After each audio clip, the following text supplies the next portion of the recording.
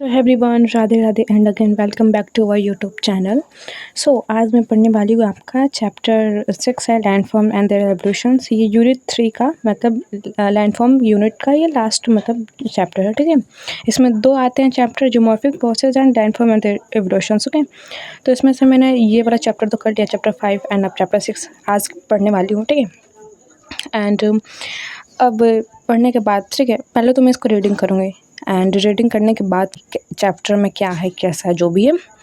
And अभी तो मैं इतना बस बता सकती हूँ कि ये चैप्टर मुझे लेंदी लग रहा है बहुत। तो अभी मैं इस चैप्टर की फर्स्ट रीडिंग कर रही हूँ। तो जब आप पहली बार मतलब किसी चैप्टर को रीड करते हैं ना, तो उसका मेन पर्पस सिर्फ ये समझना होता है कि इस चैप्टर में आखिर बात किस चीज़ की हो रही है। यहाँ मैं लाइन बाय लाइन पढ़ते हुए बस एक बेसिक आइडिया ले रही हूँ। पहले पेज पर जब मैं रीड कर रही थी तो रनिंग वाटर एंड रिवर्स बनने वाले जो लैंड फॉर्म्स के बारे में बताया गया था एंड पढ़ने में काफ़ी नॉर्मल लग रहा था, लेकिन मतलब की वर्ड्स को ध्यान मतलब देना भी उतना ही ज़रूरी है, तो मैं साथ साथ में अंडरलाइन भी कर रही थी। आगे के पेजेस पर ग्राउंड वाटर, केव्स और सिंकहोल्स का सेक्शन है। फर्स्ट रीडिंग में तो ज़्यादा रटने की कोशिश नहीं कर रही हूँ, चीज़ों को समझ रही हूँ, ठीक है। मतलब ये चैप्टर ना उतना डिफिकल्ट नहीं है, बस कंफ्यूजिंग बहुत है, बस इतना ही था। उसके आगे जो ग्लेशियर वाला पार्ट है जिसमें यूसेफ वैलीज और मोरेन्स के बारे में पढ़ने को मिलता है एंड लास्ट के पेजेस में आपको जैसे विंड कैसे एक्शन करिए चीज़ों पे, कैसे आपका सैंड ड्यून्स बार्चेस बनते हैं, तो बस यही है सब चीज़ें।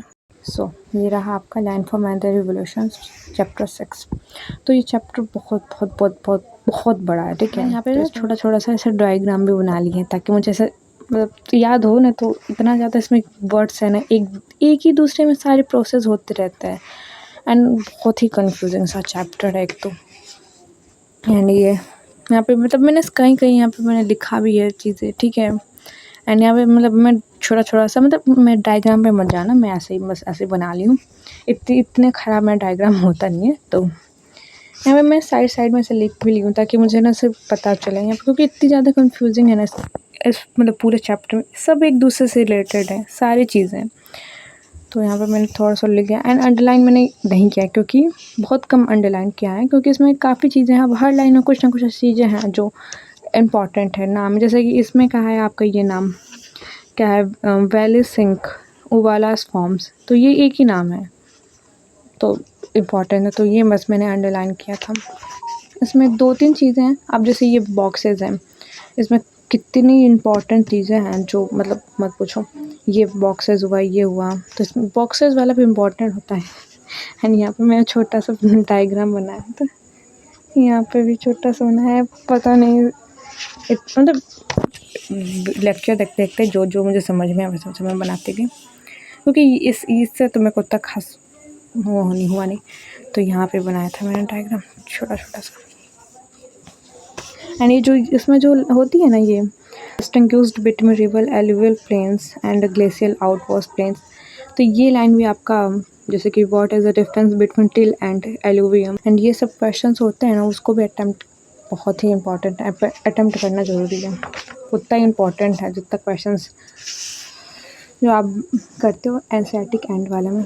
तो ये चीज़ें ठीक है, इसमें सब चीज़ें एक दूसरे से रिलेटेड है। मैं क्या करूँ, अब यहाँ देखो इतना बड़ा चैप्टर है एंड पता नहीं मैंने यहाँ पे कौन सा डायग्राम बनाया, मुझे देख के समझ नहीं आ रहा, होगा कुछ पढ़ने के बाद समझ आएगा। इसको मैंने अभी जस्ट अभी पढ़ा है, ठीक है।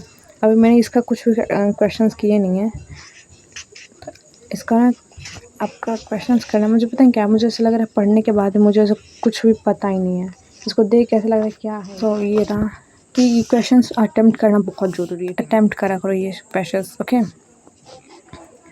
ताकि तुम्हें मतलब ये चीज़ें पता चल जाए, हाँ क्या क्या चीज़ें कैसे कैसे फॉर्मेट में लिखनी होती। तो बस ये रहा मेरा। एंड अब इसके नोट्स तो मैं पता नहीं कैसे बनाऊँगी, बहुत मुझे क्या लिखूँ मैं क्या नहीं लिखूँ मुझे समझ नहीं आ रहा। तो देखते हैं, नोट्स मैं जैसे बनाती हूँ उसको आपको बनाने के बाद मैं दिखा दूँगी। तो ये रहा मेरा, एंड अगर मैं नोट्स बनाऊँगी तो उसका मैं दिखा दूँगी। अभी तो देखते हैं इसका कैसे मैं नोट्स बनाऊँगी, यही सोच रही हूँ मैं। ओके, तो बस इतना ही रहा।